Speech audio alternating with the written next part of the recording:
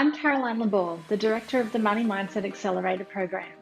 And today I'd like to go back to basics on the subject of your money mindset. And I want to give you an in-depth understanding of what money blocks are. See, one of the things that I found in working with my clients, but also because it's something I lived and experienced, is that most people don't know what money blocks are. So they simply just experience the pain of having money blocks, but they can't really relate to the term money blocks. So I want to break it down for you today. So one of the things, or one of my favorite quotes that I think really explains this well in terms of what's going on when it comes to money blocks and why, people can't really grasp the concept of them, is there's this quote that I came across, and I don't know whose quote it is or where I read it, but to me it actually explains a lot. And that quote is that comprehension starts and ends at the point of articulation. And so basically what this means, and it can apply to any subject, but in particular I find when it comes to trying to understand the mystery of the mind, we are very much limited by our language. So meaning the words that we use to explain things that we're feeling. And so when it comes to the mind, quite often where people get stuck is that we really don't have the words to explain what's going on. We simply just experience something, usually something negative, but we can't really explain why we're stuck. And this is very much what happens when it comes to money blocks. And so let me start off by explaining what money blocks actually are. So quite simply, money blocks are self-limiting beliefs around money. And what I've found is that it affects people in two main ways, relating to creating wealth and retaining wealth. So let's do a little bit of a deep dive and have a look at how people actually experience money blocks. So to do this, I firstly want to touch on who gets affected by money blocks. And what I found is that money blocks affect people generally who grew up in middle-class families or any level below that. So typically middle-class families or anyone who grew up in poverty. Now, the term poverty might mean different things to different people. And I know for me, it has changed over the years. So I sort of have this vivid image of when I was growing up, I would see these ads on TV, these World Vision ads of the starving children, in Africa, and it used to break my heart. And so in my mind, that was what poverty is. And, of course, living under those circumstances is tragic and it is poverty. But I was really surprised to learn that people with actually a lot more money are also considered to be in poverty. And there's a statistic that I read recently, which is that around about 13% of Australians are living below the poverty line. So, poverty isn't necessarily just starving children. It's really more people who can't make ends meet. So on the surface, these are people who, they have a home to live in, they're probably working a job, they have income coming in, but the money is just not enough. And so you see that show up, in the form of kids not being able to be sent to school with the right uniforms or with their school supplies. And so there are different charities, and one in particular that I love to support, which help kids who are living, below that poverty line. And so what I'm trying to get across here is that there is this much broader definition of poverty. So the simple way to think about it is that generally people who grew up in middle-class families or in poverty very much get affected by money blocks. And so there really are two main ways that money blocks affect people. So the first way is through creation. So meaning that people really struggle to create money and create wealth.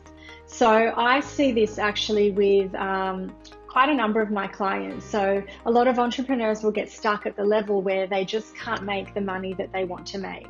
So it could be that they're trying to break through, making any money at all, or that they're stuck at a certain level and month in, month out, they keep earning around about that much. And it just sort of feels like this ceiling that they've put on their own success. And basically what this means is that it's people finding ways to stay poor because they have these money blocks. And one clear way that they do that is by not being able to make the money that they want in the first place.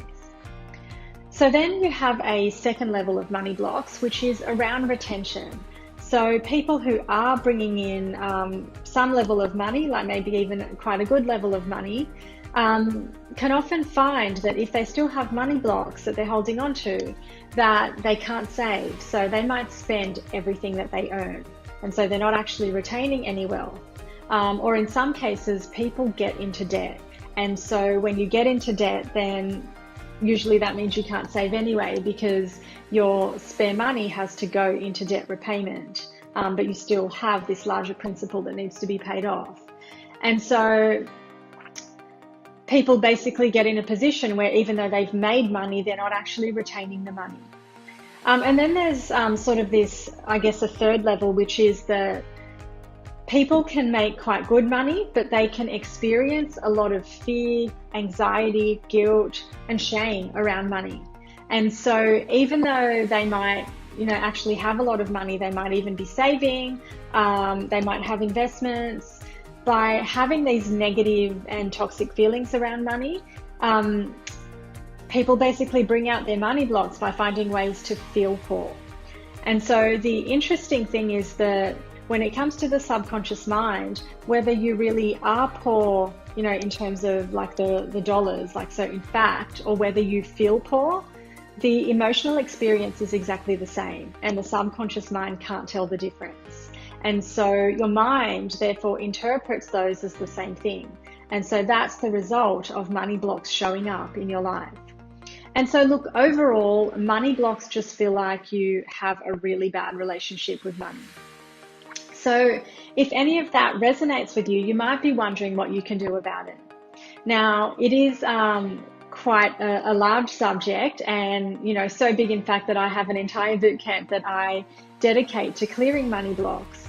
But for today, I would suggest that you just start with step one, and that is that you increase your awareness around any money blocks that you might have. And so what I mean by that is that you should try to get in tune more with your relationship with money. And so, even if by listening to what I've said today, you're kind of going, hey, you know what, my relationship with money really sucks, then actually that's good news, because you now have more clarity and more awareness around the fact that maybe there are some money blocks there that need to be cleared. And when you can identify something like money blocks and you can actually call it out now and name it and say, okay, maybe that's a money block, then you can start to work with that. Because prior to that point, it was maybe just sort of this, sick, negative feeling that you didn't quite know what to do with. So you want to get that awareness and then, maybe have some gratitude that you have it and sort of celebrate that you have that newfound awareness. And then the next level is to break down that language barrier. So now that you know that it's probably a money block, you can start to maybe even identify your primary money emotion. So, maybe just sit with that feeling for a little while and try to pinpoint, well, if you have this negative relationship with money, what does it actually feel like? Because people can sometimes be quite surprised that their primary money emotion could be anger. So, not having money or not being able to keep money could make you feel really angry. Whereas for other people, it brings about really strong feelings of sadness. So it can be quite a different experience for different people. So for today, my suggestion is that you just get in tune with that awareness around your own money blocks and just try to identify that primary emotion about money. And in future videos, I'll start to show you what you can do with those emotions and how you can start to clear those. So if you have any questions at all about money blocks, please comment below and let me know, and I will reach back out and answer that for you. And of course, if you want more of a deep dive on your own personal circumstances around money blocks and being able to identify exactly what those are for you, then feel free to send me a message, reach out, and we can have a chat about your personal experience with money. So thank you for watching. I'm Caroline Labor, and I hope you have an awesome day.